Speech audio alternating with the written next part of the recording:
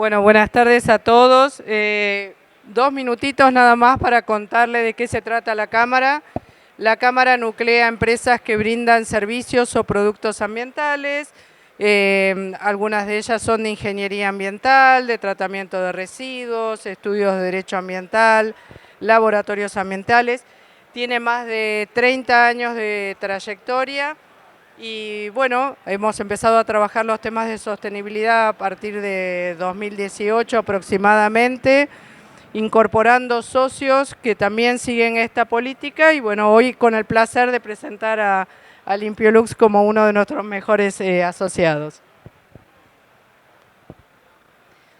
Bueno, muchas gracias. ¿Qué tal? Buenas tardes. Bueno, Grupo Limpiolux es una empresa dedicada a los servicios de Facilities y somos miembros de la Cámara. Agradecemos que nos hayan invitado a compartir este espacio en la Expo. Y bueno, para empezar a hablar sobre la gestión de residuos, una clasificación genérica de los mismos, cómo es la disposición y el manejo, ¿sí? Sobre todo de los desechos peligrosos. Primero hay que hablar de un contexto de cómo es el mundo en el que vivimos hoy, ¿sí? ¿Dónde vivimos hoy? ¿Cómo es el mundo en donde brindamos nuestros servicios, donde se encuentran nuestros negocios, donde vivimos básicamente? Y para poder hablar primero sobre una generación de residuos, primero hay que hablar lógicamente de cómo es el consumo. Y podríamos empezar a hablar de cómo es el consumo partiendo depende del país, ¿sí? Depende del país, de cómo es su cultura, cómo es sus actividades económicas, cómo es sus condiciones climáticas, y para esto lo podemos explicar mediante el Día del Sobregiro Ecológico. El Día del Sobregiro Ecológico es un día calculado, ¿sí? Por el Global Footprint Network, que es el día en el que se agotarían los recursos disponibles en un año a nivel planetario si todos consumieran como un ciudadano promedio de un país X. Por ejemplo, si consumiera todo el mundo como un argentino promedio, los recursos se agotarían en un mes, el 3 de julio, ¿sí? Estaríamos por acá. Otro ejemplo, si todo el mundo consumiera como un catarí promedio, los recursos disponibles en un año se hubieran agotado ya en febrero, tiempo atrás. Estaríamos en déficit, estamos en déficit a nivel global, ¿sí? Esto lleva a que los residuos generados por un argentino promedio diariamente es de 1,15 kilos. Si lo multiplicamos por la cantidad de habitantes que somos, generaríamos diariamente 53.000 toneladas de residuos. De esa cantidad de residuos generados diariamente, solo el 65% termina como disposición final en un relleno sanitario. ¿Qué quiere decir esto? Que cumple con un proceso gestionado, controlado.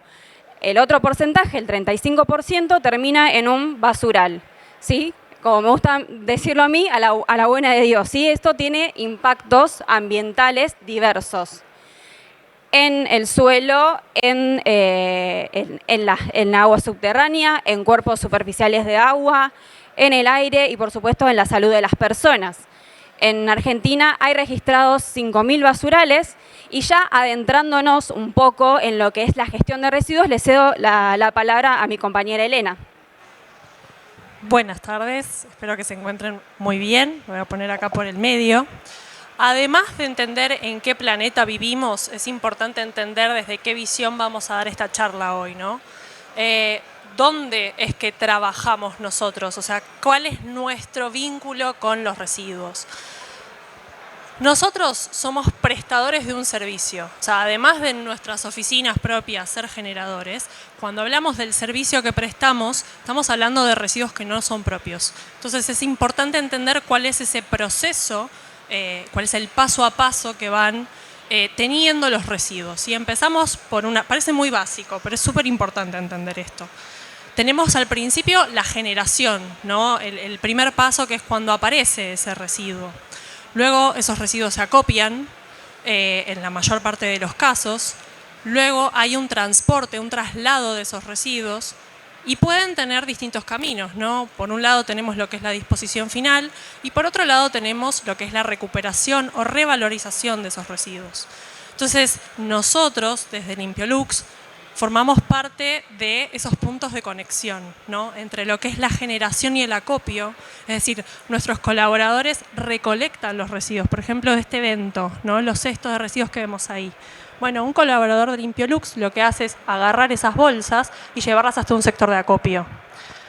Y la otra instancia en la que potencialmente nosotros formamos parte de este proceso o le damos apoyo a nuestros clientes es desde ese sector de acopio hasta el transporte. Es decir, muchas veces viene un proveedor externo y nosotros acercamos esos residuos a ese proveedor, a ese camión o a lo que sea en lo que se traslada.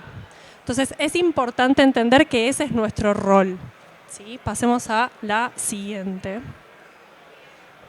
Bueno, ¿y cómo es la clasificación de los residuos? Sabemos que es diversa. Hoy vamos a hacer como un repaso de todas las clases que hay, empezando por los domiciliarios. Los residuos domiciliarios son aquellos que genera la persona, ¿sí?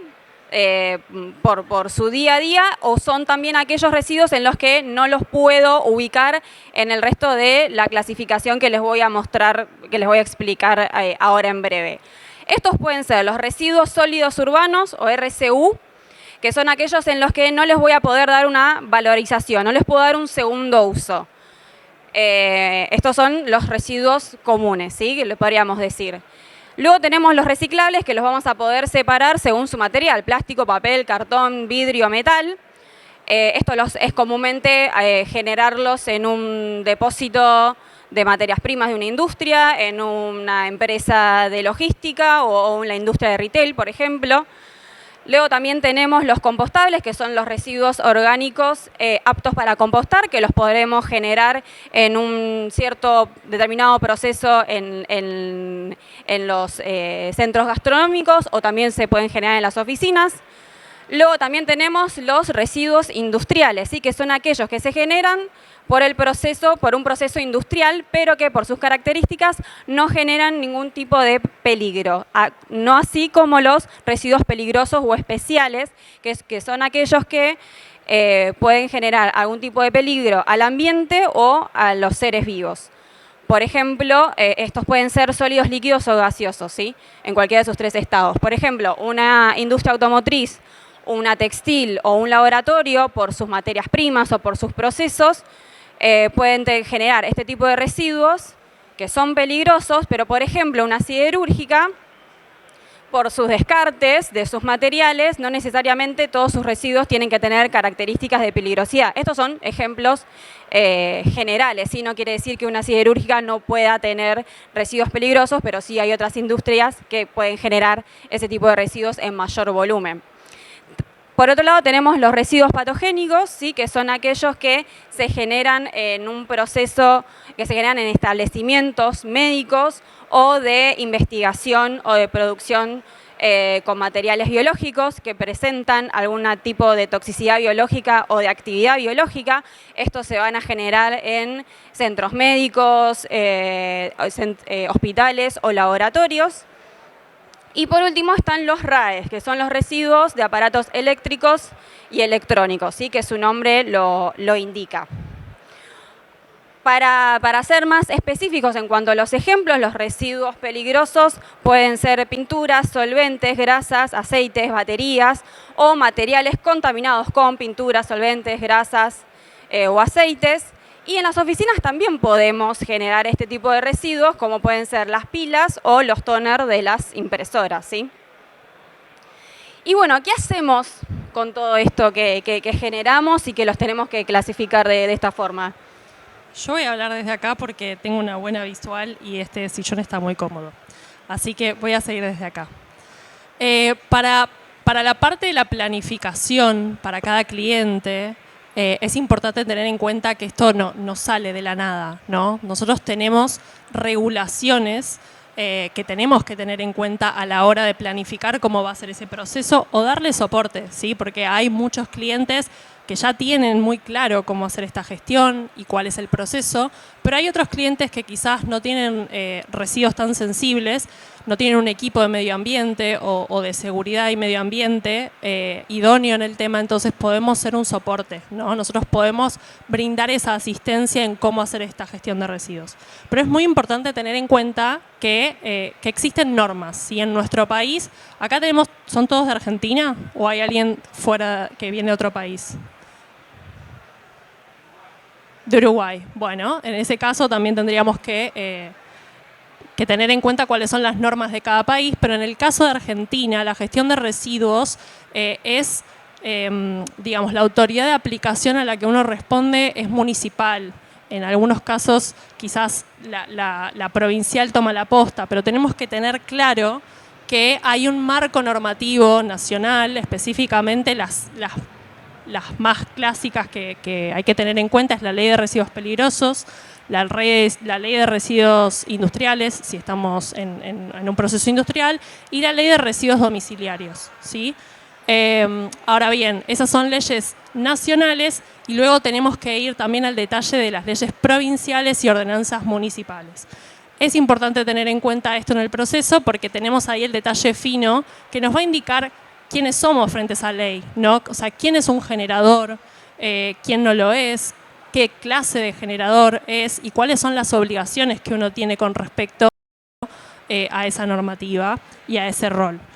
Además también eso nos establece los lineamientos del transporte, ¿sí? Vamos a ver los casos puntuales, pero por ejemplo para los residuos peligrosos no da lo mismo, ¿sí? El transportista tiene que tener una documentación específica, tiene que tener ciertas características y demostrar esa documentación frente a la autoridad de aplicación. Entonces es importante que si nuestros clientes no tienen claro ese proceso, nosotros podamos dar soporte y en los casos propios también, ¿no? Tenerlo en cuenta. En el caso de ustedes, si tuvieran que hacerse cargo de la gestión de residuos o están involucrados, tener en cuenta que todo esto es algo en lo que hay que interiorizarse, ¿sí? Y también tenemos la cuestión del almacenamiento de los residuos. Particularmente los más complejos son los residuos patogénicos y los residuos peligrosos, ¿sí? Porque, como ya dijo Lu, son los que tienen características críticas. Los residuos patogénicos necesitamos que estén en cestos con tapa, ¿sí? Tienen que estar correctamente identificados, con bolsas reglamentarias. Todo esto es necesario en todas las partes del proceso. Sí tenemos que definirlo tanto en el tachito que tenemos en el consultorio del hospital como donde se acopian todas esas bolsas. Es muy importante todas esas partes del proceso y mantenerlo así en todas las partes del proceso. Y para los residuos especiales, en general, el espacio de acopio, ¿no? del acopio transitorio que hacemos tiene que ser un lugar ventilado por las características de esos residuos. Tenemos que tener bateas de contención o generar algún espacio que contenga para, en caso de que haya algún derrame, evitar que eso se esparza y que pueda ser un accidente ambiental desde ya.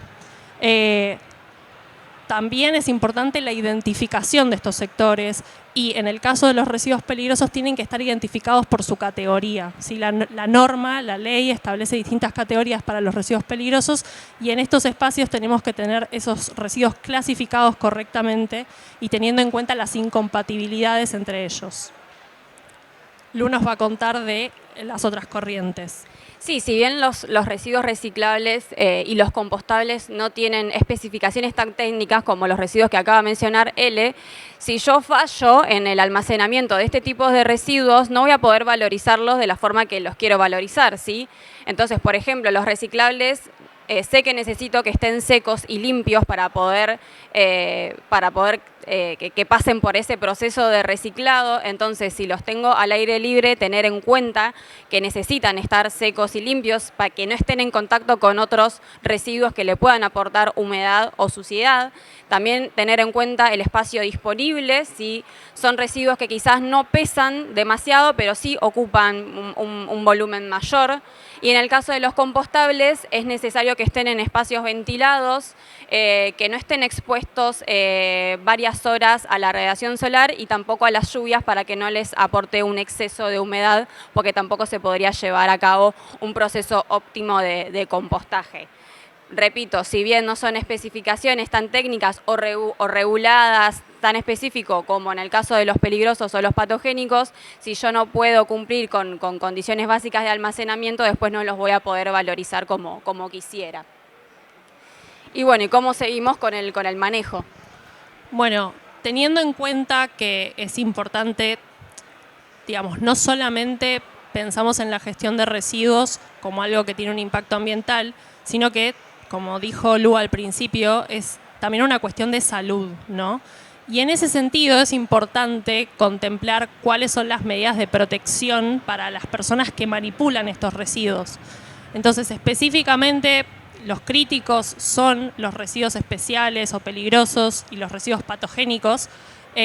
Ahí podemos ver en la slide un ejemplo quizás de un caso extremo, ¿no? En el cual tenemos que usar un mameluco, tenemos que usar antiparras, tenemos que usar guantes en todos los casos, ¿sí? Lo que se hace es analizar cuál es el peligro de esa tarea. O sea, nosotros lo que hacemos es analizar el contexto en el que ese colaborador va a desarrollar la tarea, cuáles son los residuos con los que va a interactuar y en función de eso se establece en el análisis de tarea segura cuáles son los distintos elementos de protección personal que tiene que usar el colaborador.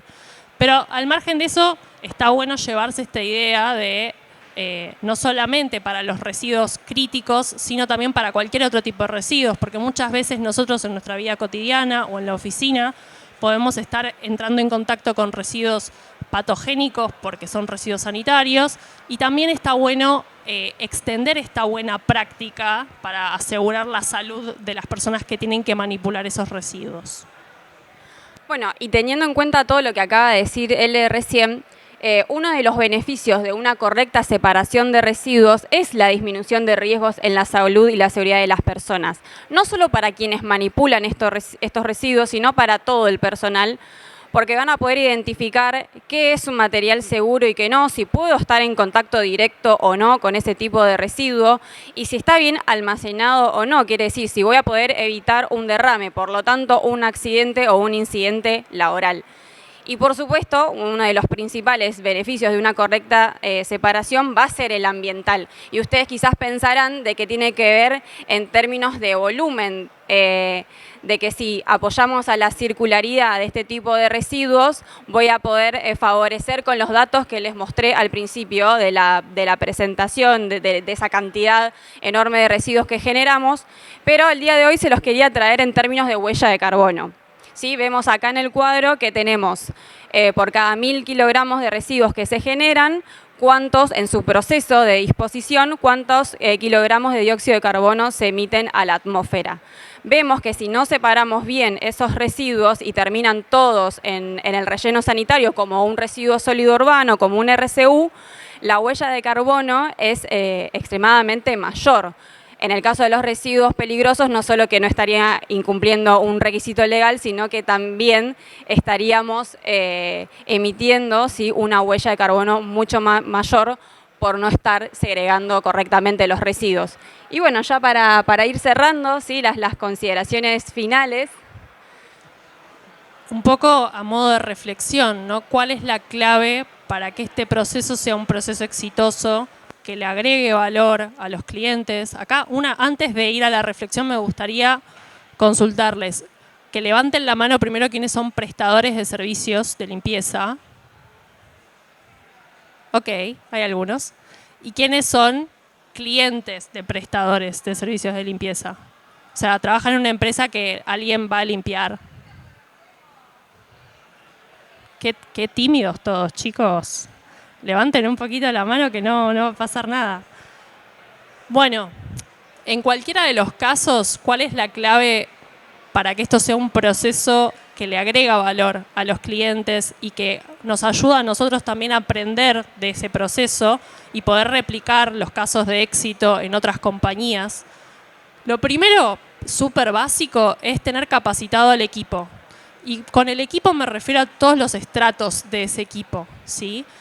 O sea, las personas que desarrollan la tarea tienen que tener claro qué es lo que están haciendo, cuáles son los impactos ambientales de que esa tarea no se ejecute adecuadamente, además de de que eso conlleva la satisfacción del cliente, ¿no? Pero yendo más desde la perspectiva ambiental, o sea, que esa persona tome conciencia de cuál es el impacto positivo ambiental de su tarea, ¿no? Que también se nutra de eso. Y también, obviamente, a los cargos jerárquicos que están por encima de esa persona que ejecuta la tarea para poder incentivarlo en ese sentido. Eso es súper importante. En segundo lugar, trabajar codo a codo con el cliente. Nosotros trabajamos con clientes de características muy distintas, ¿sí? O sea, tenemos clientes de industrias, tenemos clientes que tienen oficinas, tenemos clientes del ámbito público, del ámbito privado, ¿sí? El contexto es muy distinto para cada uno de esos casos y no hay una única solución. Pero lo que sí es muy importante es evaluar cada caso para entender que en muchas de esas oportunidades se puede trabajar en conjunto para inclusive una mejor solución de la que habíamos propuesto en un principio. O muchas veces los clientes ya saben cómo se hacen las cosas, nos dan un instructivo, esto se desarrolla de esta forma, capacita a tu equipo para que lo hagan de esta manera y ya. Y el equipo que ejecuta la tarea puede identificar cómo mejorar esa tarea, que le puede ser una mejora al cliente en sí mismo, porque ayuda a la seguridad, porque hace que la tarea sea más eficiente, más rápida, ¿sí? Entonces, digamos, trabajar junto con el cliente es algo fundamental. Y acompañar a la mejora continua, es un poco esto que estuvimos conversando, ¿no? La idea es siempre estar pensando cómo se puede mejorar, qué es una oportunidad. En muchos casos hay clientes que no separan en todas las categorías que podrían separar porque todavía no lo ven como un beneficio real. Entonces también estar de ese lado en el cual uno le puede orientar en ese camino, demostrarle cuáles son los beneficios de aplicar una clasificación un poco más específica, ¿no? Me parece que entre todos es fundamental que vayamos por ese camino porque tenemos un solo planeta y mal que mal todos queremos seguir en él, así que es un trabajo que tenemos que hacer en conjunto. Bien. Si a alguno de ustedes les interesa hacernos alguna consulta por fuera de este espacio porque no se animan y demás o nos quieren agendar para hacer alguna pregunta sobre la compañía, ahí tienen nuestros contactos de WhatsApp, ¿sí? Solamente tienen que escanear. Y si no, la idea sería abrir un espacio de preguntas. No sé si alguien quiere hacer alguna pregunta más específica o si algún tema les resonó, quieren hacer algún comentario o alguna reflexión. Sí. Espera, con micrófono porque si no, no te van a escuchar. Me resonó mucho lo último que dijiste con respecto a que todavía no lo ven como un beneficio, tanto los clientes como las empresas. Me parece que está sucediendo eso. Entonces mi pregunta sería, ¿qué acciones poder llevar a cabo para que se vea ese beneficio y poder llevar esto adelante?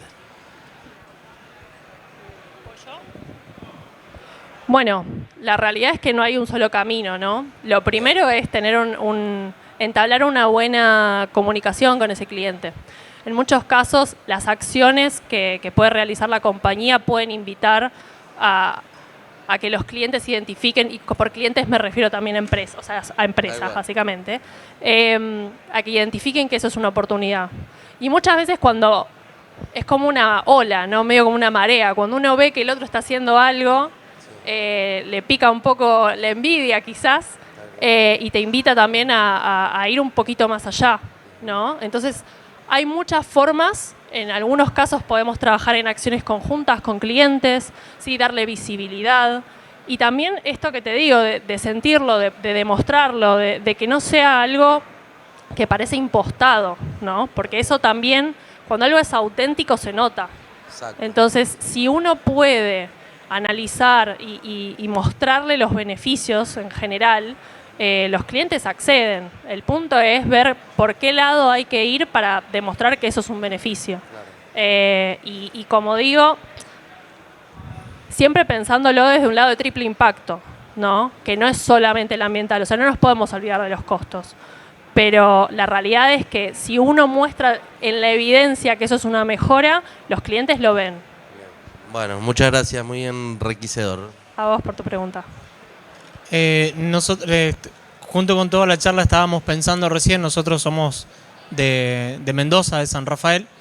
Y, por ejemplo, es una ciudad donde todavía no hay una política de reciclado de residuos, lamentablemente. Y justo estábamos hablando de poder armar un proyecto desde nuestra empresa para poder presentar y que esto suceda, ¿no? Entonces, la pregunta es ¿a qué información a dónde podríamos recurrir nosotros para armar ese tipo de iniciativa, de proyecto, para que eso suceda? Bueno, ahí hay, en su momento no sé qué tan actualizada estará esa información, pero en su momento hubo un gran proyecto o movilización en ese sentido a nivel estatal, a nivel nacional, con proyectos de erradicación de basurales, donde digamos, había como una planificación en lugares estratégicos de nuestro país para generar rellenos sanitarios. Ahí hubo mucha información sobre datos crudos, o sea que eso es una fuente de información como para que se lleven, quizás hay algo más específico de Mendoza. Después también hay casos testigo quizás, yo sé que en Córdoba hay una compañía muy grande que, no recuerdo el nombre, creo que es una cementera, pero que trabajó en conjunto con cooperativas para desarrollar un punto verde puntos verdes en distintas zonas de Córdoba. Pero bueno, me remontaría quizás un poco a eso, ¿no? Bibliografía que busque lo que es la gestión de residuos, pero desde la visión de infraestructura urbana, no tanto de compañías, porque ahí te vas a quedar corto. Pero bueno, si quieren después eso se los podemos pasar, o sea, yo si quieren ahí agendar el contacto les puedo pasar información. Bien, sí, ahí agendé tu teléfono, así que vamos a estar en contacto. Gracias. Buenísimo. ¿Alguna otra pregunta o comentario o reflexión? Bueno, parece que no. Les agradecemos mucho por haber participado de este espacio y bueno, esperamos que tengan una buena jornada. Gracias.